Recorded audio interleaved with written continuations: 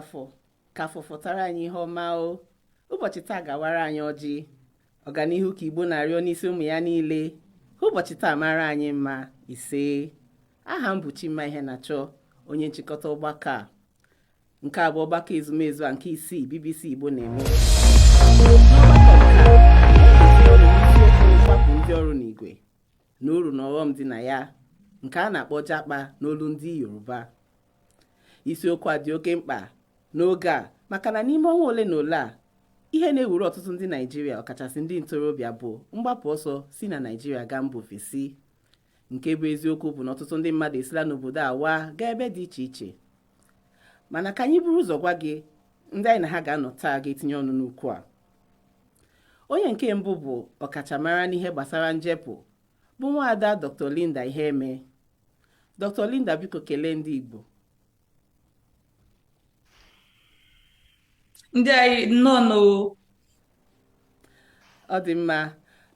Onye nke ọzọ ga-etinye ọnụ n'okwu a bụ Dr. Chinonso Egemba, onye a na-akpọ Aproko Dr. na soshal midia. Biko kelere anyị ndị Igbo. Ndị be anyị ekele m n'ọfụma. Ọ dị mma. Onye nke atọ anyị na ya ga-etinye ọnụ n'okwu a, anyị ka na-eche ya ka ọ bata. Aha ya bụ Chidilemchi. N'oge adịghị anya ọ ga-esonye anyị na mkparịta ụka. Ọ bata, anyị ga-eme ka unu mara. Ndị be anyị na-anabata unu nke ọma nnọọ n'ọgbakọ a. Anyị na-ekelekwa gị onwe gị na-esonye anyị n'ọgbakọ a na Facebook anyị na Instagram anyị. Agị nwe aka. Anyị ji ohere a na-ekelekwa ndị anyị na ha nwere ọrụ mgbasa ozi a. Ndị dịka Flow FM Ụmụahịa, Abia steeti, Darlin FM Owerri nke Imo steeti, ABS Ọka, Anambra steeti, Blaze FM Oraifite, Anambra steeti, nakwa Solid FM nke Enugu steeti. N'egbughị oge, ka anyị gbapụ ya ọsọ na ya bụ mkparịta ụka maka na ogologo okwu anaghị adịzi n'ụka mgbede. Gị na ọtụtụ ndị mmadụ kparịa na Naịjirịa ọkachasị ndị ntorobịa. Ihe ọtụtụ n'ime ha na-ekwu bụ na afọ ejula ha ibi na Naịjirịa. Ihe a na ugbu a bụ oke n'ọsọ ngwere n'ọsọ, onye ọbụla na-achọ ụzọ ya ma na-achọsi ya ike etu ha ga-esi na Naịjirịa gbaga mba ofesi. Ihe na-atụ n'anya bụ na ụfọdụ na-ahapụ ihe ndị ọzọ nwere ike ịkpọ ezigbo ọrụ gaa ebe ha ga-ebido ụwa n'isi. Mana n'otu aka ahụ, ihe ndị na-eri ka ụfọdụ ndị na-asọ. Enwekwara ndị bụ ndị alawa otu na-ekwu na ha anaghị aga ebe ọbụla nke bekee kpọrọ no leave no transfer. Ha chọghị ịdị iji ntị nụ maka isi na Naịjirịa kwapụchacha. Ihe ọbụla na-apụta na Naịjirịa ha na-asị ya pụtawa na ha ga-ahụ isi ya. Ajụjụ wee bụrụ, gịnị mere njepụ ji na-adịnụ ndị mmadụ ọkụ n'obi ugbu a? Ka bido na Aproko Dọkịta. Aproko Dọkịta, mmadụ ole nọ gị nso pụrụla nso nso a, kedụkwa ka isi hụ ya? Ndị be m biko, aga m arịọ unu ofufe na asụsụ Igbo m adịrọ very good, so some of my discussions will be in English.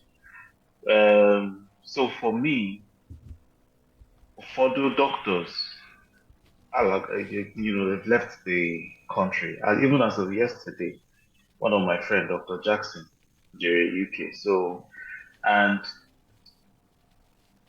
further feelings, mixed feelings. Sometimes, you feel good, other times you feel bad. But all in all, with that feeling of loneliness, not put down every once in a while, because almost everybody that you grew up with are now go, different countries. So that's exactly how I feel at this point. Kedu ihe ị nwere ike ime maka ọdị nke a? Otu ị na-asị feeling of loneliness. Kedu ihe iche na ihe a nwere ike ibute n'ọdịnihu gbasara ndị ahụ otu isikwuo ndị gị na ha si wee too? Ọ dị gị ka ị ga-emecha wee hụ ha anya n'ụwa otu ha si hapụ ebe unu nọ wee too wee gaa obodo ọzọ? O nwere ụfọdụ doctors anyị ga-afụ, every 3 years, but some ị ga-afụ ha at all, especially if they move with their family abroad. Just forget you probably might never see them again. So some igafu, some igafu. Ọ dị mma ka anyị gakwuru Dr. Linda. Dr. Linda, o teela ka ị gbapụrụ. Gịnị chụpụrụ gị na Naịjirịa oge pụrụ? Well, okay, ihe will tell my own story. Mgbe I graduated from University of Benin 2015. And I have from Nigeria 2017.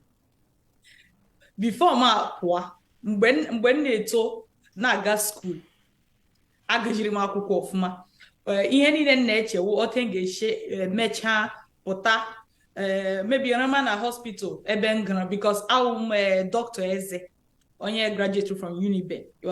So but ka m finishiri ihe a ka m finishiri ịga akwụkwọ, ihe mere no that at that point I graduated with 6 distinctions. Otu ga-eche water ihe 6 distinctions mean that kamgbe school agbara mepe school m till mgbe m graduate ihe ahụ wụ the best grade on anybody metara, medicine and dentistry combined. So ị ga-akpọ nwa eliha I think is akọwa ya now a one-time scholar in a generation, but yet ka I finish ihe common common internship position and ashim na hospital are there were people at this time. Eziokwu ihe anu dey we me iwe carrier that some muna han na class muna abo muna han na class nne na nna ha na the hospital ewrele ha muna onwe m gụmakwụkwọ meta the best grade ever wedding.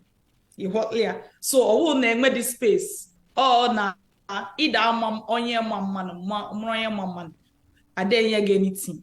So ka ihe a na-eme ma jụazi onwe m ka ekwe ihe nkwo ga gụma na akwụkwọ ndị niile ngụmara kamgbe echi at the end ma shizie ka m gaa m ebe a ga-value akwụkwọ ngụrụ my certificate ọghọta ka m jụaziri people ka ihe mmiri ime mgbe ahụ ka some people suggest na mụ na onwe m nwere ike ịga abroad because ndị abroad for example onye nwere the kind of grade nwere ga-enwetacha ma scholarship ịghọtara.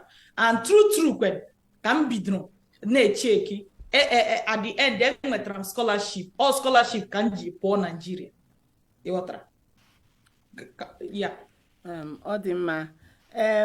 Ọ pụtara na ihe ụfọdụ ndị na-eji maka ya agbaga ala bekee, ihe dịka ụfọdụ ndị na-abịakwute gị na-ekwu nwere ike ha sị n'ọwụ maka otu ishikọ inweta ihe akpọrọ scholarship na ihe ndị ọzọ.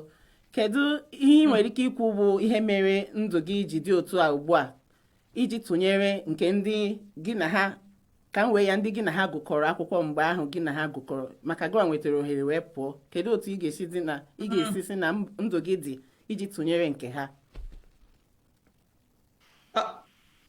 Aghọtara m ajụjụ jere. So na klaasị m emere ndepụkwara na 2 but like m compare ndị m da versus ndị m na ha kwụrụ gụọ na-apụdịrị amashi that well na life dachi ndụ gị ka onye ọbụla mma ịghọtara o make the sense, but ihe m ga-ekwu that I like m ebe m nọ compared to ebe m na-anọ ọsọ na-apụdịrị. But ka m add m that ihe na-atọ m I would just the fact that ndụ m dị mma or na enwere m ebe m bi obiọma na-akpa m ihe na-agara m ọfụma. Ihe na-atọ m wụ that because apụrụ m nweta the opportunity iji help ndị ọdọ nọkwa na Nigeria. For example, like ekwugem about like last year year gara aga I run primary school, a whole primary school for children, orphans and rural children. Ụmụaka na-enwe nne na-enwe nna. I run primary school work all together with an NGO a na-akpọ Clever Mind Foundation na Warri. So also na put them another man with the opportunity iji me ha. So my often they share when I would that people poor how money aka igbafu agbafu ọta na-eshe akwa but gị pụọ hụ ya as a ọta ị ga-eshi gị ịchọta nkụ ị ga-eji efeed your own nation ịghọtara gị grab ihe ị ga-grab all the knowledge jie beta ebe ishi na-abịa ọta ahụ ka shi hụ ọpụpụ from Nigeria. Ọ dị mma. Aproko doctor ka anyị jụọ gị ịwụ dọkịta ahụike ị nwekwara n'ọtụtụ ndị otu gị bụkwa dọkịta ahụike ka isi kwuo na mbụ ọtụtụ n'ime ha apụọla ụmụ onye nke ịkpọrọ ha kapụrụ nso nso a gịnị mere gị onwe gị ji ka nọ na Naịjirịa ugbu a ọ bụ na ịgbapụ na Naịjirịa anaghị agụ gị?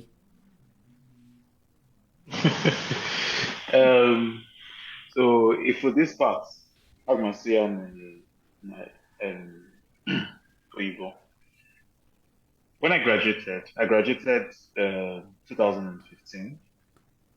It took me 3 years, 2 years of constant searching to get house marship, Dr. Linda Siwenko. And at the end of the day, all in my mind, you have to know this person, know that person, know this person, know that person before you get house job. And it's not as if I didn't know. I was a good student. I was a brilliant person. But you get the exam. And that particular part, the beginning of my frustration in this country. Because if I sit down here and say, that I've not thought about going out of the country, I'm one of the biggest liars. I've thought about it. It did go the exam. But, so after then, Micha, with a house job, in suits. I'm on in suits for 16 months. And for 10 of those months, they didn't pay salary. They didn't pay me salary. We won some of, documentation, Adiro complete, blah, blah, blah, blah, blah, plus strike and everything. So for 10 of those months, I did not get salaries. Now, I had to start working in other hospitals outside the teaching hospital so that at least my body and my soul will be in the same place. Or at least, I will not wait for my reward in heaven. I will get it here on earth. And that was how we were surviving.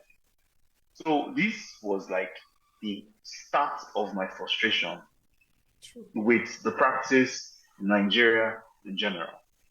Nature house job, in Lagos, at least if you're Lagos, one or two things, has to fall in place properly. Whether or for now one hospital, but the pay was not enough. And at the end of the day, I was working 2, 3, 4 hospitals at the same time. One hospital na Iyanisolo, another hospital na Festa, another hospital na Island. One person. At the same time, I was living from my backpack because what is the point of paying rent? There was no need from one hospital to another hospital to another hospital.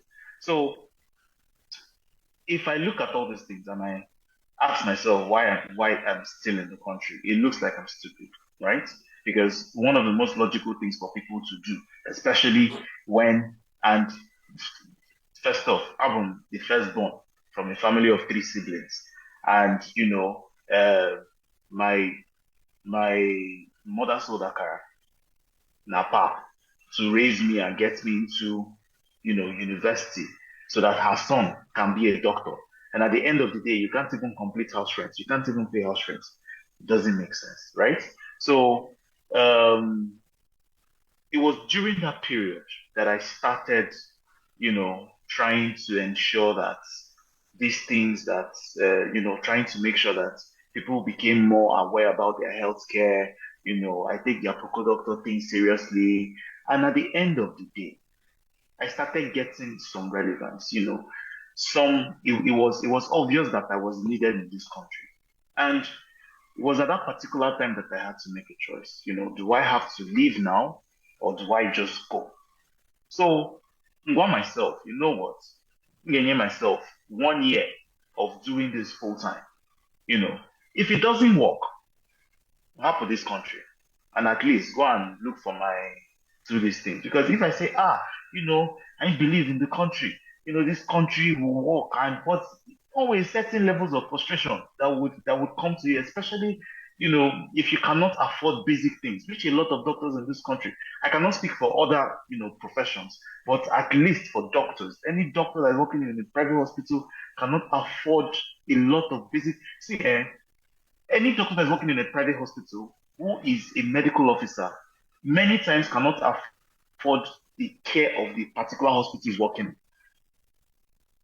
So only certain things. So it was the fact that I took a different route that even made me cool down and say, okay, I think I should give this country a chance and stay and do something else. So Ijapa for many people can weigh a personal decision. You have to weigh the pros and the cons for you, see what works and see what doesn't work. Dalo? Okay. Mana ọ dịghị ka ị ga-emecha pụọ maka otu isi ekwu ị ka na-ahụ ọpụpụ n'ọdịnihu gị. So to be honest, I will still live, but the way I'm seeing it, I would go and get certain information, knowledge to come back and still better the country, because I still believe that there are still opportunities in this country that needs to be taken care of. And if you ask many doctors who are even abroad, many of them will tell you that they still have plans of coming back. Abroad it just happen. Uncertain, many of us go for opportunities that we're not getting here. All those lack of opportunities, that lack of reward, from working hard, and you're not seeing the reward from your labor that is making many people leave. Ọ dị mma ka m jụọ gị Dr. Linda Aproko Dr. kwuru okwu gbasara ịkwadosi Naijiria ike, ya bụ nke bekee kpọrọ patriotism. Dịka onye bi na mba ofesi, kedu ihe ị nwere ike ikwu? Ị ga-asị na ndị bi na mba ofesi, ndị Naijiria bi na mba ofesi, na ha dị patriotic? Kedu ihe ị nwere ike ikwu maka ya? Sorry, ka m ghọta ihe ijiri. You mean na onye megwere travel abroad na amniki kpọtụkwa onye a amniki shitkwa na onye dị patriotic? Ihe nnajụ. Ị ghọtara ajụjụ ka ị chọ ka m jụgharịa ya? Achọrọ m ka ị jụgharịa ya, ghọtachara m gị. Asị m Aproko Doctor si na o kwutere okwu maka patriotism dịka onye Naijiria, ya bụ ikwudosi ike na ikwedosi ike n'ihe ewu Naijiria na ihe gbasara Naijiria. Dịka onye kwaferela ala bekee na ndị ọzọ kwaferela ala bekee, ị nwere ike isi na ndị na-ala bekee bụkwa ndị Naijiria na ha nwere patriotism n'ime ha, na ha dịkwa patriotic, na ha kwudosiri ike n'ihe gbasara Naijiria? Yes. I'm actually not 50-50. Can I explain? Because everybody the patriotic, if and in abroad or in Nulo, which is in Nebek, Alebek and Nagi, I would qualify a man as being patriotic. By the way, I'm in Nigeria now. Ihe ha bed because hangwe uzo hage sharp. So, now to the question, which is in the prapo na abroad, I'm making had it patriotic. Which in Shigina some adil. Use when for example, Muna when na all Canada can she join at the time, okay? But I'm in Canada. Nchiri hire people, hire and then in Nigeria. Iwatra. Na school na Nigeria, na STEM lab na Nigeria. The question she define our patriotism. For me, patriotism inwe ihe gbasara ndebe ke gnobi. I continue na-eme ihe ga-eme ka ndebe ke ji tolite from ebe ha no one man, right? All things she define our patriotism. And me abroad, me in Nigeria, imiriki exhibit that patriotic characteristics. That is what I feel. Ọ dị mma. Dr. Linda, chọkwara ịjụ gị maka na ị na-arụ ọrụ dịka ị naghị arụzi ọrụ dịka dọkịta eze, ị na-arụ ọrụ dịka onye na-enyere ndị mmadụ aka ndị na-achọ ịgafe ala bekee ya ndị chọrọ ịhapụ Naịjirịa wee gbapụ ke ihe ị nwere ike ikwu bụ ihe ndị na-abịakwute gị ndị na-abịakwute gị maka aka ọrụ gị gịnị bụ ihe ndị ha na-agwa gị ihe ha na-achọkarị mere ha ji chọọ ịga ala bekee gabiri? Yeah, the first one will this frustration na-abịa or people na-enwe ma ha graduate because adika before people graduate which happened to me too. Before you graduate you can watch very big hopes but you graduate hala like this put on the real world, as I would say, suffering piago talinishi you know, immediately give the chewoti geshi aga ebege ye to go rekitolite because I'm a young graduate as a seed that need to be nurtured so that I can grow into a tree. So many people na abia because most times I graduate or either na enweta dono or enwetron na da akwụghị ụgwọ bribe. Here the number one reason. Then the number two reason almost man America na arụ ọrụ self like emere nwoke bra to nwaanyị bra to me na ashim na yeah achọdụla ka ha pụọ iwatara but that woman drele letter on ashim that actually dear no that day ka dia lozri yoshi abia meet him ka ha hote ha ge ship. So most times on a border on this money enweta hon or inmetron but on had ka Dr. Aproko and body and soul had the road together no man na. This is the number one reason people need ja like ka ha pụọ. Okay, ka ịjụọ gị mgbapụ ọ dị mfe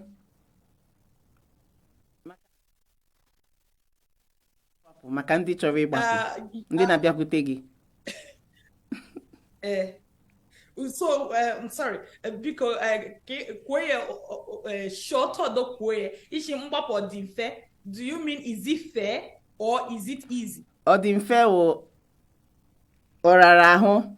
Is it easy? Ọrara ahụ. I have now. Well, put easy. My game the information, but do easy. My down the information. So the real thing, in my information is I get big gadget because can work now. When she like okay, I'm Apple. Can ngam ebozo emniki appreciate my certificate. And when information I share me. Maybe don't search na Google. Na G people are G. And sometimes you get what good information, bad information as well. But kachukushi me nweta somebody ngangra gichon onye kọwaralam that ọ bịara through school nweta scholarship self iwotara. So thank God then nwetara that information. So I'm machine all the hard me dey information but all the easy ma gị nwe information. Ọ dị mma. So onye ọbụla chiri ọjọ ajiji. Ọ dị mma. Ka ịjụọ Aproko doctor. Ịma na enwere ndị nwerela ohere ịga ala bekee ka anyị were ndị dịka Dr. Linda matụ mana ọ wụchaghị ya nwa wee matụ maka na ndị dịka ya ọ gaala mahadum ebe ahụ wee bata mahadum university. Ụfọdụ ndị agaala akwụkwọ ụfọdụ ndị enwela ohere bie ebe ahụ ebi mana ha na-eme na ụlọ kacha mma ka ha lọta n'ụlọ. Kedu ihe iche mere ha na-eji agbalata? Aproko doctor gwa ka m na-ajụ. So, only different reasons, the model they make certain decisions, and for some people, about loneliness, because one of the first things for the doctors now once they leave, depending on the country that they go to, are they lonely? They are lonely people, on certain culture shocks that sometimes they are not accepted the way we act here in Nigeria. That's not how they act there abroad. Sometimes they struggle to get fit into certain circles, and many times you are not accepted properly. Only one particular story that I heard about a particular professor in one university. measure how many years of, professing, then his retirement, one of the one of his fellow professors, Aguaya, say, okay, so professor, when are you going home? And it was that particular question that got him thinking that even though he has spent a lot of his adulthood here in this country, he's still not accepted as one of them. So, up with that mindset, for some people, it's that particular mindset that is still keeping them saying, I know that this place is not my home, but as soon as I can, once I get that opportunity, I make sure that that opportunity can come to people on my side, I will go back. That's all they want.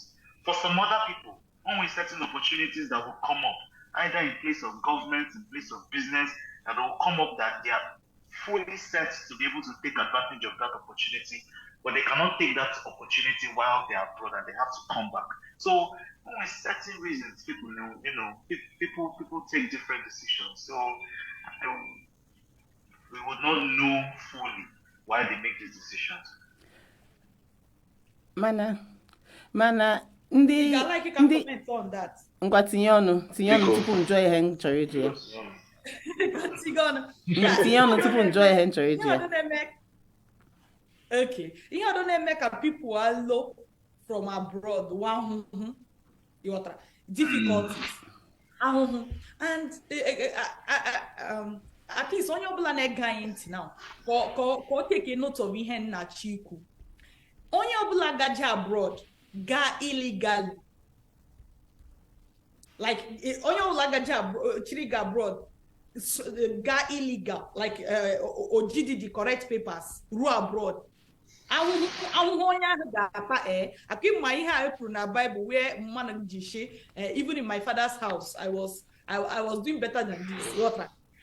Ide enwe papers abroad, ahụhụ ga-asa onye ahụ. Like, and most people ha ta ahụhụ me 1 year 2 years. Some people ị ga-ahụ ha chigi na anọ na here 10 years, ha nwee akwụkwọ, in fact ha nwee bank account, ha darụli ọrụ except mmanụ natara ọrụ nye ha small, that kind of thing. So one thing ị ga abroad like a general term, but some people na-aga illegally, some people na-aga legally. So onye ọbụla chiri ga abroad, you make sure na ọ gaje legally, because you ga illegally ọ ga suffer very very well. And this is why a lot of people either na ha alobayaka ha because ahụhụ ejile ha ishi, or the country eventually mude ha jaka ha ship home back home. So people know that illegal migration is filled with suffering. Adịma ka jide okwu ahụ maka m ga-emecha bịa cheta na ihe i kwuru. Ihe m chọrọ iju ugbu a wụ maka ndị ahụ na-abịakwute gị, ọ bụ ha niile na-ebu ụzọ enweta ọrụ ka ọ bụ ụfọdụ ndị na-asị mgbe m bịarutere ka m chọta ọrụ? Dr. Linda, gị ka m na-ajụ, ndị na-abịakwute gị maka ka ị chọrọ ha ụzọ, ọ bụ ha niile na-ebu ụzọ enweta ọrụ tupu ha abịawa, ka ọ bụ asị gị chọrọ m ụzọ mgbe m ruru ka m mara otu m ga-esi mee? I know why I na work only with ndị chiri ịga through ụzọ akwụkwọ, meaning onye ahụ ga-abịa through ịga school here. So I dey deal with ndị chiri ịnweta ọrụ or ndị chiri ịga through by ịchọta ọrụ. So ote ndị na-aga with us na-eshi agawo, ha ga in their home country, ha ga na their country, nweta admission abroad, apply out for visa, nweta ya, then ha apụwa legally. Ntinyekwe m na students na a na-ekwekwe ka students na-arụ ọrụ abroad, but most of those jobs ha ga-enweta ya mgbe ha ruru the country ha gaji, but ha na-aga primarily through education. Ọ dị mma. Ihe m chọrọ ịjụ Aproko Doctor, maka ajụjụ m jụrụ gị mbụ maka ndị biburu ebi wee lọta, ọ dịghị ka ndị ahụ ga-emecha taa ikikere eze maka ihe dịka otu a ndị mmadụ ji ọsọ na-agbapụ? Ọ dịghị ka ndị ahụ ga-emecha taa ikikere eze na-ekwu ọkwa na mama aka nọrọ kama ịlọta maka otu ndị mmadụ si na-agbapụ na Naịjirịa, ya bụ ihe bekee na-akpọ regret. Ọ dị ka ndị ahụ ga-emecha nwee regret na ha hapụrụ obodo mba ofesi ebe ha bi wee natawa Naịjirịa. Emma, one of the things Bible will say that there's nobody that starts building a house without first of all counting the cost. Now, one of the most, one of the decisions you can make is go abroad. Oh, a very, very, very, very important decision. And if you don't go, or if you don't plan that decision beforehand, if you're going because everybody is going, if you're going because you don't want to miss out, always some people know FOMO and acquire fear of missing out. Everybody naga kamga without a plan, without purpose. You don't have anything you want to do, or just ga anywhere is better than here. I don't know, but because if you do not have a plan, they don't pick money from the trees abroad. You will have to work for it. You have to have a plan. You have to fight. You would have to, you would have to prove that you can earn that particular amount that you're earning. So some people may regret. Other people will succeed. We can't tell for now. But before you make that decision, you need to have a plan, a solid plan, or at least a purpose or a goal. Abroad just at some greener pastures. Dr. Linda, ibiela ala bekee ọtụtụ afọ. Anyị sị ka anyị jụọ gị biko, nwere ebe a na-atụ ụtọ ego, maka na ụfọdụ ndị anyị na-ahụ na ha see foto ebe ha nọ na ọdụ ụgbọelu Naịjirịa, ha dị ka anyị, ma ha gafee ọdụ ụgbọelu n'ala bekee see foto, ha dị ka ndị asara ahụ. Amaghị m onwere ncha mara mma na iji asụ n'ahụ ebe ahụ. Anyị sị ka anyị mara nwere ebe a na-aga atụtụ ego, ka anyị marakwa ma anyị aga-achọ ụzọ nke anyị ka otu ọ na-adị. Mba, of course, emede ebe a na-atụ ụtọ ego. Even biko gị tụte ebe a na-atụ ụtọ ego gba m, because I'm like gị tụtara.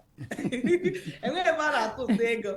But I think the weather conditions, for example, most places are not abroad, were relatively colder conditions, so on are less harsh on the skin. I think that's probably one of the reasons. You're abroad, you're deep fresh. Like I see, last month, as of when I made this video, last month I'm in Nigeria, almost like the whole of August. But I noticed that I can me and I go from place to place, right? That's the sun. It's so harsh. So most times all the temperature difference, the climate difference, cause that. And again, abroad most times, like most of the roads are tired. Most of the places, landscaping and all that. So most people have you abroad, had they get too much effort to look good, because the environment already not good. Like let my back okay as someone now, right?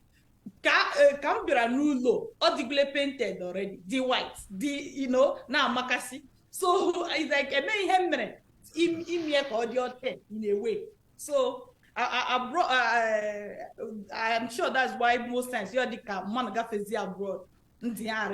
Ekwekwa m maka ama m na onwe nche enyere unu. Ihe nji na-ekwu maka ọkwa na Jos enwere ebe oyi nke ha na-atụkwa ka oyi ndị ala bekee. Ọkwa ụfọdụ oge hailstone na ụmụnne ya na-ada, ihe ndị ntụ oyi anya na-ahụ karịa na ahụ ya anya sị ewo snow na-ada na Naịjirịa.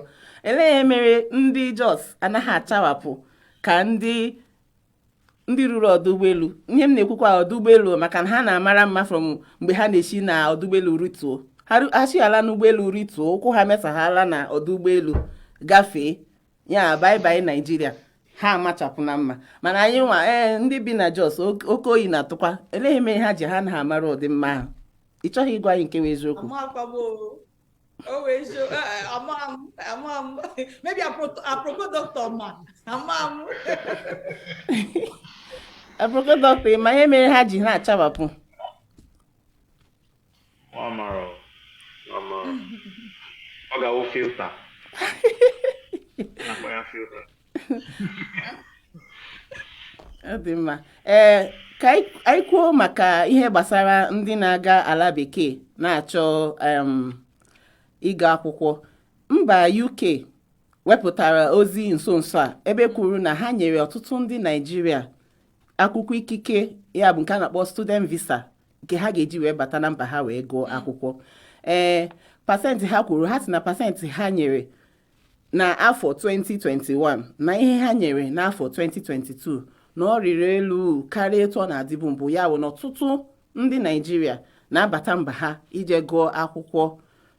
Ọnụọgụgụ ha pụtara na June 2022. Ya bụ na mgbe a ga-ewepụta nke ga-eru na Disemba, ọ ka ga-akakwa maka na ọtụtụ ndị agafeela. Ihe si ka anyị jụọ gị, Dr. Linda, wo ọtụtụ ndị ahụ na-asị n'ọwa akwụkwọ ka ha na-aga ego, ọ bụ kpọmkwem n'ihi akwụkwọ ka ha ji na-aga, ka ọ bụ na inweta isi n'ọwa akwụkwọ ka ha na-aga ego wụ nke ga-emepere ha ụzọ ịgafe ịgbaga ebe ahụ gabiri, ka ọ bụ na ha chọrọ ịgụ akwụkwọ?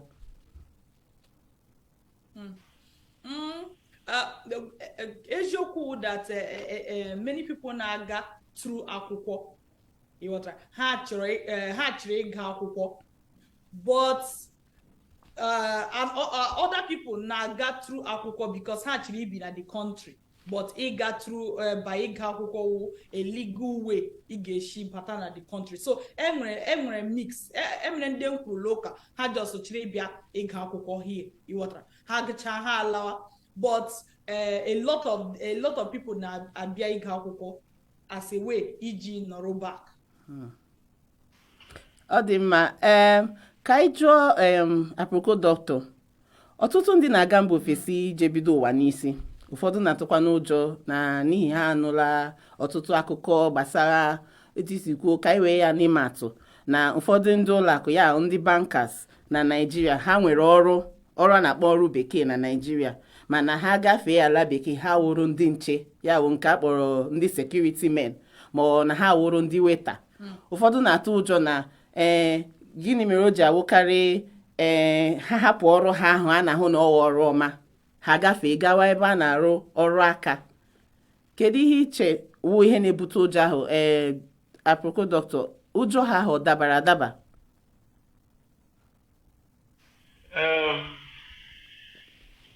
Sometimes all the experiences and whether they've heard from other people that once you go there you will have to do hard work. And when I'm a master's holder, but I'm a caretaker, I clean feces of old people.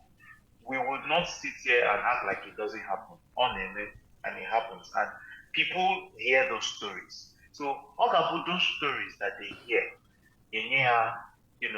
fear. But there was what I said in the beginning, right? If you're going without a plan, it is very possible that you would fall into things like this because you didn't go with a plan, you didn't go with a purpose. You just sharing out. And sometimes when you go, the cost of living there is higher than the cost of living here. Those are things you also have to plan for. What $1 can get here probably will get more in this side, but that's not what we are looking at. Those menial jobs, those oraka, for some people, it's a stepping point to something else or something they do while they wait for something better to come their way. So for some people, all just what they would do because they don't go with a plan. So all still comes back to what I said in the beginning. Plan well before you go. Judge, ask questions, and sometimes you gotta be very patient because you just gotta be very patient. Thank you. ọ dị mma. Dr. Linda, ị nwere ike itinye ọnụ n'okwu a maka ịkpọfetela ụfọdụ ndị bụ ndị hapụkwara ọrụ ha wee bịawa ịga ụlọ akwụkwọ ma ọ bụ gaa na-arụ ọrụ ụdịrị ọrụ ndị a, nke ihe nwere ike ikwu maka ya? First of all, let me say that I'm one of those persons. Ihe ahụ mere ịghọtara mgbe m bịara Canada, though agara m through scholarship school nyekwana m ọrụ na-arụ but agakwara m na-arụ outside and ịma title ọrụ ga ị ga-gesili anaga m na restaurant na-asa efere na-amọpụ floor. Oh, yeah, seriously, mgbe m bịa through Canada, ịghọtara. So, the truth, many times I grab alamulo from work. First of all, those jobs as a dentist, right? That's like as a dentist in Nigeria, you need what codes and respect, you know, kakaraka and you make chakwala, but not just here, not separate, not more popular. In fact, let me tell you, the annoying one, man, be a how to separate. What is wrong with these people? Papa Google how to separate. Like may or 10. God, he had with them so much, you know, but Iheme no the danger of a single story. I'm quoting Chimamanda. The danger of a single story. Nkwuchi ihe ọta na happier like that. Onye hang up what single story. Aglang that side. But ihe na agbadegi wo ega na akwum as onye na amụ floor na n'ime restaurant. Ka ego na enweta as a dentist mgbe na Nigeria. Even after adjusting for the change in living expenses. So as onye na a restaurant, I'm nweta dollar, change send dollar to my friends, send dollar to myself. Nweta ihe ga save. But as a house of not a house officer, when me my house office and all that in Nigeria, now as a dentist, by the way, salary in that time 80K. Though all the 80K of now 80K of 2016, 2017. But Ima, I need anything as a dentist. So and even naga safe, so this single story there wo man na more floor na restaurants. But the other side of it, the same person na more floor na restaurants. Ge been done kama career dentist in Nigeria. Ne respect. Ana akuya doctor yona asa iwatra. So oga kamaka I balance other story. So another thing nge that most times to a reasonable extent ade ludria on ahụ anya I na-elie from Nigeria. Like ihe na agwakwa na na amop gakwan floor. I ka hụkwa owner of the place. Onye nwe the restaurant which I ga-akpọ a big man. Ihe dịkwa date yo rekwe mop iwatra. So most let me put it this way. Enwere dignity of labor abroad. Onye na-eku shig like give me like this, you're the proud. Like I don't even mean onye gafetura from Nigeria to obodo Igbo. I mean onye amụrụ n'obodo Igbo na-eku shig na-eku with integrity. What you mean? So every dignity of labor. So all those of nde gafetra na ahụ even some people are here and you are there when so that changing culture, changing system, we have people feel too much, but it doesn't have to be the end. Or that thing lasts for months. Within 6 months, men want a higher job. After that, maybe do my own company. So all step by step. But what na ha ga megide ihe till she ha kranka. Mana kedu ihe nwere ike ikwu maka ụfọdụ ndị Naịjirịa na-arụ ọdị ọrụ ahụ? Inwe ike isi na ihere na-eme ha ikwupụta na ọdị ha ka ha na-arụ, kachasị ọdị ndị hapụrụ ọrụ ha na-arụ enwere ike isi na ọrụ ọma otu isi kwuo mmadụ na-aza dọkịta na Naịjirịa. ọ dịghị ka ihere na-eme ha ikwupụta na ọ dị ha ka ha na-eme. Yes, ihure na-eme ha and it is expected. Ihure mgbe enwere go dịrị ọrụ ahụ ihure emege m, right? So ihure na-eme ha because our system are built that way, like ihe awụdọta our own system na-esha operate. Ịghọtara that iwu doctor tomorrow gị na-asa efere na mop floor. Ihure ga-eme gị most times those people ha da-agwa gị ihe ha na-eme, right? So Enrique just one the company ha na-ara but ha ga-agba gị ihe ha na-eme, but you know it's okay, it's fine. Dr. Aproko doctor, otu isi wụrụ nnukwu mmadụ na social media, anyị ga-emecha hụ gị echi, nwee ike ịhapụ ọrụ gị dịka nnukwu mmadụ ịwụ gaa na-asatụ obere efere ịma n'azụ ụlọ na-asatụ obere efere ka inwe ike ịkpata ego igwe ị ga na-atụ anyị na Naịjirịa ebe a. Anyị ga-emecha hụ gị ebe ahụ.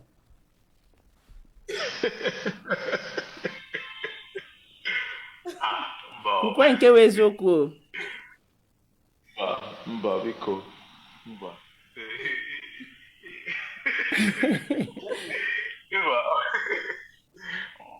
Always say Dr. Linda kwuru, always setting mindset anyway, maka ifa, and sometimes oburo just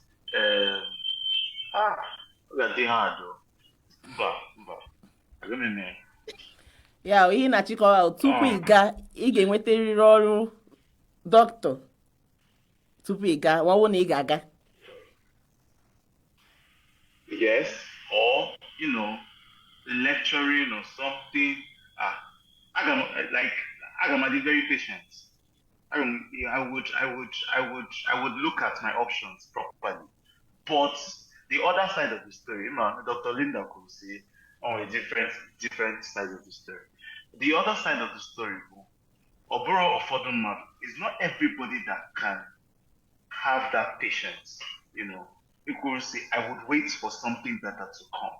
At this stage, now, even at the stage of Dr. Linda, Dr. Linda would not leave Canada, e.g. Australia. Ghana say now Australia, because all people is certain level. So on certain things, you would have to look at. And for me, I would wait. I would wait for something to come. And the honest truth, the reason I'm waiting is simply because I can afford to wait. Only for the mother that cannot afford to wait, they need to go. They need something better. If I had done this movement 5-6 years ago, I said I will mop the floors well. But now I probably would not do that. Ọ dị mma. Echefula na ebe ị nọ na BBC News Igbo na Facebook. Anyị nọkwa na Instagram dịka @BBC News Igbo. Ị ga-enwetakwa anyị n'ọgbakọ Igbo www.bbcigbo.com. Ka anyị jụkwa Aproko Doctor. Kedu ihe iche ga-eme ndị a na ọpụpụ ndị mmadụ na-apụ? Kedu otu isi chere na ọ ga-emetụta Naịjirịa ugbu a ma n'ọdịnihu? Otu a ndị mmadụ si agbapụ n'igwe. Kedu otu isi chere na ọ ga-esi metụta Naịjirịa ma ugbu a ma n'ọdịnihu? So it will affect us in two ways. It will affect us both negatively and positively. And it will affect us in the short term and in the long term. In the short term, one of the things Iheme, Nigeria would lose a lot of its good minds, a lot of its best minds, because the people that are living are people that can afford to live, the people that have a certain level of education. And all of those people with that certain level of education, the people are not the middle class, but the people that contribute a lot to the development of any country. But if the bulk of those people leave, it will affect the nation negatively, because the minds that will contribute to the development of the country are Aproko. That's one. The way it will affect us in the long term can either be positively or negatively. Positively, if those people that have gone get something better and are able to give back to the country. That's one. It can also affect us negatively if Nigeria is not able to fill in those gaps of the people who have gone. And what about us investing heavily in education? Because some of the reasons that many of these things happen is because sometimes once you go to school here, it's almost as if when you leave to a better country, you have to start going to school again. Because the level of the quality of the education you've got here is not enough to be able to survive over there. So it will affect us positively, negatively. Forex, Ghana Bata properly, because the people that are there will have to send back remittances back to the country. And from data that has happened in the past how many years, remittances from abroad is actually one of Nigeria's biggest source of forex, or Nigeria's biggest source of income. All the people that are living here are one of Nigeria's biggest exports. So it affects us both positively and affects us negatively. Kedu maka Aproko doctor, ke maka ndị dọkịta ahụike, maka nso ọkachasị kemgbe afọ 2020 COVID pụtara, ha so na ndị mba ndị ofesi na-abụ abụ, ha na-asị ha onye ọbụla bịa ha na-enye ha ihe bekee na-akpọ attractive packages ka ha nwee ike gafete. Kedu otu isi chee na ọ ga-esi metụta Nigeria?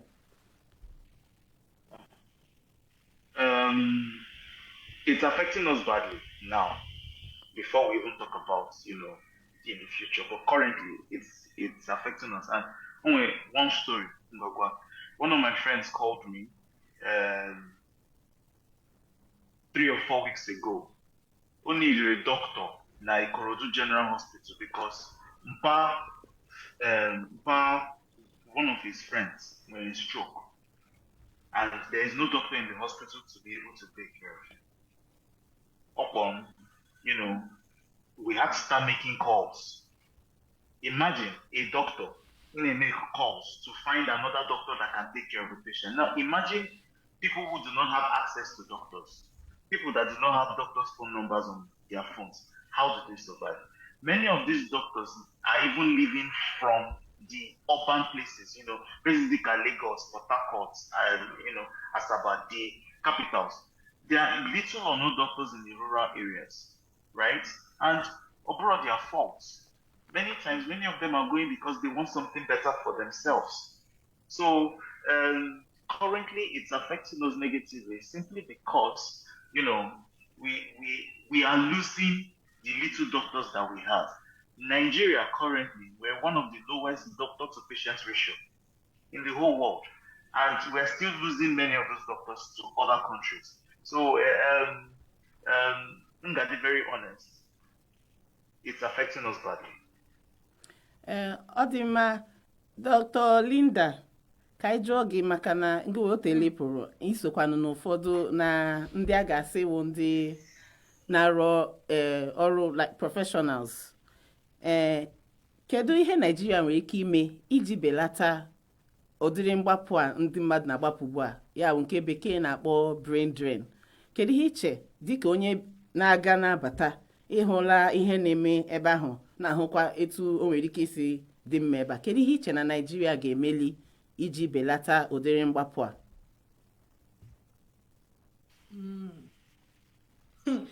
Answer ga-enye gị ga-adị funny.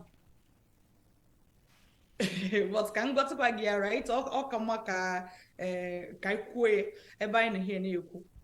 Amachi ka speaking, talking about Nigeria as a whole now, which I know that at that phase is difficult for we're not talking about an individual, we're talking about a country. But after that, I'm also still going to talk about it at the individual level. As a country, Nigeria as a country, Tigaka assist a professional such. Let me explain. Some time ago, but that to a lesser extent. There was a time who Nigeria garo your help for professionals so to literature iga a country now like iga a school in a country, right? let's say a Nigerian be a US be a school, a Nigerian be a Canada be a school, right? Nigeria na help, but can help can sign akwụkwọ that ị ga-aga this country, ị ga-aga akwụkwọ for 2 years. I ga-akwụ gị ụgwọ sef while you are there. But emecha below the water. So by with this kind of arrangement, okay, make sure that onye pugano adapu negazieba. In fact, most times, if a country would that man sign an akwụkwọ with country na haga allo, haga help that country by issuing ngwagawa to your country because it's sign an akwụkwọ. So Nigeria government be more hands-on na opupu people chirepo. All they help the country in the long run. By he help, but because he help onya give onya make sign akwụkwọ no get low back. Because ihe njọ I would do ipo. I would even in eba. Oh, nde gapun because he we get ka hapro. Ha de cheta country. Oh, ka dị njọ iwatra. Because give poor there are many things I mean okay, think of, we're talking about doctors now. They gra UK, right? For example, run metego, Diego Mehanwetra, Bia Nigeria, run hospital, Dimma. Iwatra. Now gonna add to the economy of Nigeria, not add to innovation in Nigeria. So amashi ka the government siga ka make that hana support ndị chiriga so that ha ga-enwe a reason ka ndị ahụ ji bịa tiga aka build the country because migration dị mma, that's the truth. Ọ ga-adị difficult grow as a developing country if your people don't go to that other place and see how it is done. So people they help the country, but also supposedly they organize compared to I made anybody or you may to use also that is at the country level. I want somebody now like it point a hand at government more because on your government, or why government? Munaga about government, this thing now government. So at individual level, in terms of migration geshi affect, let's say Nigeria. So Omniki affect Nigeria badly, Mniki affect Nigeria in a good way. Depending on I want na push choose. For me, I choose na migration ga affect Nigeria positively. This is why like recently, Dr. Linda Iheme scholarship, Dr. Aproko Kreba remittance, Dr. Linda Iheme scholarship, Mantena grown undergraduate, Mandega Gacha. Always come from Canada, can she send the Kuala those people or remittance can where so choose really na opupum gawo something positive. So onye ọbụla na-apụ Nigeria yo tigie n'obi no would because ị na-agbafu but ichiri ga abroad ka ị nweta ihe ị ga-eji enyere your country aka. Ọ dị mma. Aproko doctor, achọkwa nke ịza ajụjụ ahụ, kedu ihe Nigeria ga-eme iji belata ya bụ brain drain a na-ahụ ugbu a ọtụtụ mgbapụ ndị mmadụ na-agbapụ?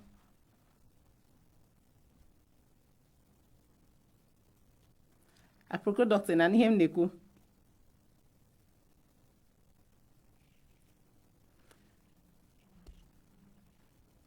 Tupu Aproko doctor abata maka ya na ha n'ihe ọ na-ekwu, amaghị m na n'ihe m na-ekwu ugbu a. Aproko doctor na ihe m na-ekwu.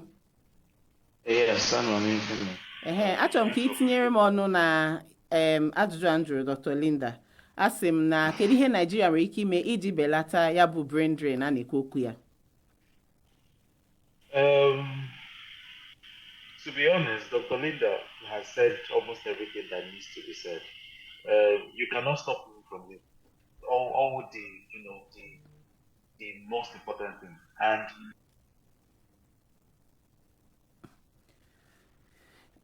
amaghị m na anụ ihe ọ na-ekwu maka na anyị na-ege ntị na-agbado ntị ka anyị ma ị ga-anụ ihe ọ na-ekwu mana ọ dị ka netwọk ya agbadogo ya ofu ebe mana ka anyị nwa ma ọ dịka ọ batago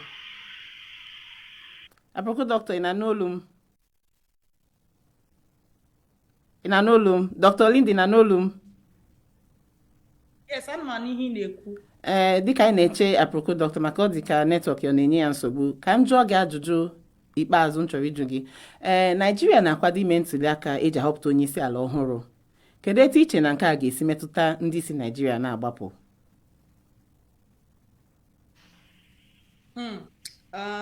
Okay. First of all, I'm people kwuru na a lot of people kwuru na okay, I'm a okrukru. Some people I'm ka ha kwuru na let's say somebody like Peter Obi na eme elect na ha da apụ ahụ. I'm not making it up. I'm not ndị kwuru taa. Iwotara. So I believe that even as we Ghana now, I'm in a place where people they feel ka ha wanted the election ge shaga ka ha mara mama ha ga-apụ ka ha ga nuro because adika that candidate na-enye ha hope iwotara.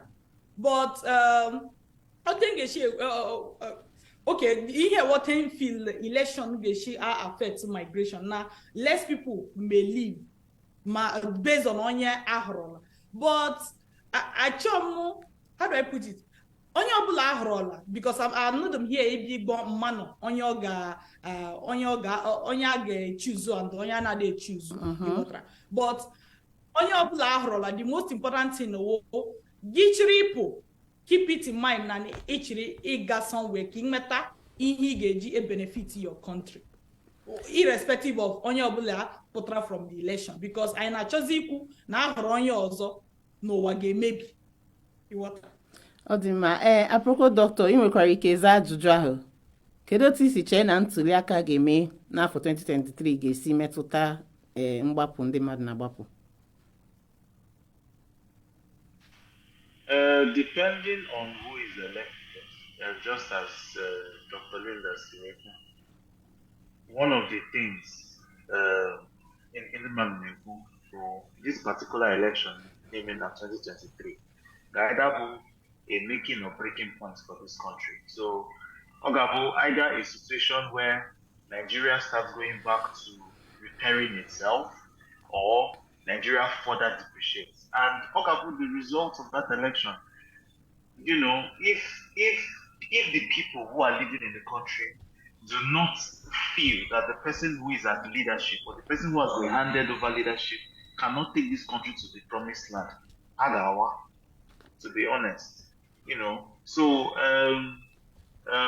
all just, you know, that all the very, you know, important that anyway, you know, thinking the right person that can at least help repair this country. So whoever is in seat might affect the level of migration of this country.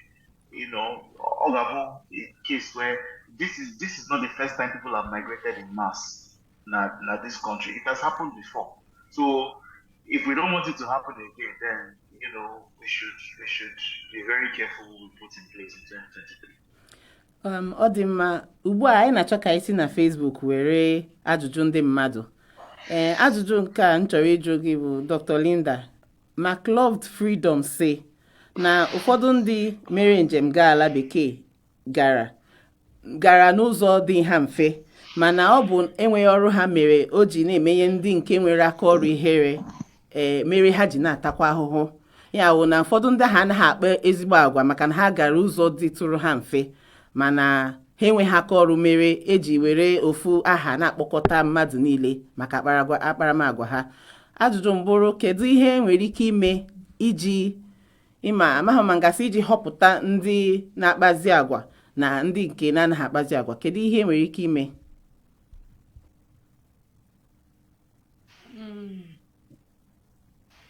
Okay, so ihe ga-ekwu ka country any country na-ewe people because idagba like ide etinye rule onye ga-achọ ịpụ na onye na-achọ ịpụ but other country should open that country should open their border game both ndị ọma na ndị ọjọọ na-agafechi ịghọtara. And the truth is sometimes even ọwụ na ndị ahụ dị clueless, enwere ike nwee ndị ga-asefre in numbers, so because of that they open it up ka people bịa, because sometimes ha na-again from ndị bịara illegally, because now let's say for example iwu a social worker ibra illegally, then ị ga-ebido ga na-aza ihe ịghọtara ihe mmiri na-clean ihe as your work. So a country like Canada na-emeji ọfụma onye nkwo like ha ga-achị gị submit a document, then gị submit all those documents and ọrị mma ha kpe ka ị bịa gị submit ya ọ darị mma, then ha achị gị mba. So because of that, a place like Canada, ị ga-ahụ ọ wụdị na-eme ndị ọjọọ n'ebe a, but ị ga-ahụ that almost any Nigerian ị hụrụ ebe a wụ onye nwere, let me use the word, onye nwere sense. But gị lee some countries like lee UAE, agram UAE before my ga Nigeria last month, agram UAE, I had them shocked in him, seriously. I had them shocked because like I know that a lot of Nigerians being a Nigerian way bad thing, and a bad name. So even when na-eriju afọ breba your form of man treat we go anyhow, which of course I won't take that nonsense. But the point because how your rose on how like this Ndomando John anybody from in Nigeria na agafeshi. So ogadikwa no maka those countries regulate the migration at their level. So like we here an individual really we do all at the country level. Let me put it that way. And sometimes government too can talk that like our government can work with those people too in regulating the migration, right? Our government can work with other governments in regulating migration. Okay. Onyechi kwuru sị tupu agba strike, isiokwu m na GSP 207 bụ brain drain. Ọ bụ eziokwu na ọ na-emetụta obodo anyị bụ Naịjirịa rie nne, mana elegharịkwa anya ịhụ na ọ dịzị ka ọka ya mma. Lee kemgbe ọnwa 8 anọ m n'ụlọ. Ka m jụọ gị Aproko Doctor, ọ pụtara na ụfọdụ ihe na-eme na Naịjirịa bụ ọtụtụ ihe ndị mmadụ na-akpụ n'ọnụ si na ihe mere ha ji agbapụ, ọ pụtara na ọ naghị eme na mba ndị a ha na-agbaga? Ụfọdụ ihe ndị ha na-ekwu na ọnya mere ha na-eji aga mba ofesi, ihe dị ka ọnọdụ ahụike, ọnọdụ nchekwa, ọ pụtara na mba ndị ha anaghị enwe ụdịrị nsogbu ndị a?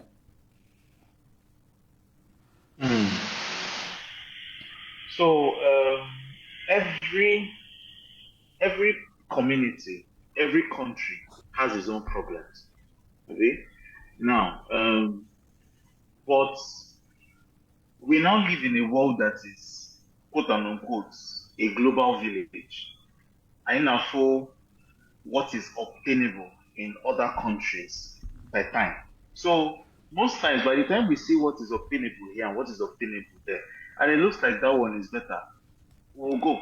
So the same things that happen here also seem to be happening in other countries, but about the level of, professionalism, sometimes about the systems those countries put in place. For example, justice. Okay, one of the major things, if we're being honest, one of the major reasons people leave this country is simply because they've lost hope in the country. If people can gain hope back in the country, then they might be forced to stay. What will happen to me if I fall sick and need emergency care? All of those questions many people now do before they decide to leave. Because some people will say, even with your money, even with everything, many times if you don't have money to take an helicopter to come and carry you from where there's an accident, you most likely die before you get to the hospital. I know future these things, but it's looking like in other countries that's not obtainable. When an emergency, immediately somebody is there to take care of you. You can get access to loans, you can get access to mortgage, but it's not looking as if it's not obtainable in this country. Before you do one thing, you will toil before you get simple things done. So all about those things that is making people decide, okay, you know what? I have had enough to happen in this country. So what happens in other countries also happens in Nigeria, but we also need to look at the level of the things that are happening. And number two, the systems that are already put in place to be able to curtail the things of this happening, curtail things like this happening. For example, crime, insecurity. Many countries will not sit down and allow insecurity almost swallow the nation. We see it happen in other countries because the world is not a global village. Thank you. Ị na-emeela nke ọma. Anyị chọrọ ịchịkọta okwu ebe a. Biko iwewele unu na anyị ewechaghị ajụjụ niile unu zitere anyị na Facebook. Anyị chọrọ ịgbapụ ya ọsọ maka na oge anyị agaala ka anyị hapụ igbu unu oge. Biko iwewele unu. Na nchịkọta okwu, nwanne, ọ bụ na ị na-achọ ịpụ, ijikwa anya gị, gbaa mbọ hụ na ị naghị agbapụ maka na ndị ọzọ na-agbapụ. Saa anya gị nke ọma ma chemie ya eche ka ị mara na ọ bụ ihe ga-abara gị uru tupu ime ya. Biko unu, anyị abịala n'isi njedebe ugbu a. Unu emeela wee tinyere anyị ọnụ n'okwu a, ma ndị na-ege anyị ntị, ma ndị si n'ụlọ, ma ndị kwadoro anyị. Anyị na-ebunye unu okpe ekele pụrụ iche. Ndị ọbịa anyị, Dr. Linda Iheme na Dr. Chinonso Egemba a na-akpọ Aproko Doctor. Anyị ahụghọ Chidilemchi taa, mana ụbọchị ọzọ anyị ga-akpọ ya oku. Anyị na-atụ anya na ọ ga-abịa. Ndị sonyere anyị na mgbasa ozi a taa dịka Flow FM Ụmụahịa Abia Steeti, Darlin FM Owerri Imo Steeti, ABS Ọka Anambra Steeti, Blaze FM Oraifite Anambra Steeti nakwa Solid FM nke Enugu Steeti. Anyị ekele unu ọzọ n'ụzọ pụrụ iche. Aha m bụ Chimma Ihenachọ. Echefula ịchọta ma sonye anyị na Facebook na Instagram anyị bụ @BBC News Igbo. Ma bịa n'ọgbakọ anyị bụ www.bbcigbo.com. Ka ọ dị mgbe ọzọ anyị na unu ga-anọkọ. Ka emesịa.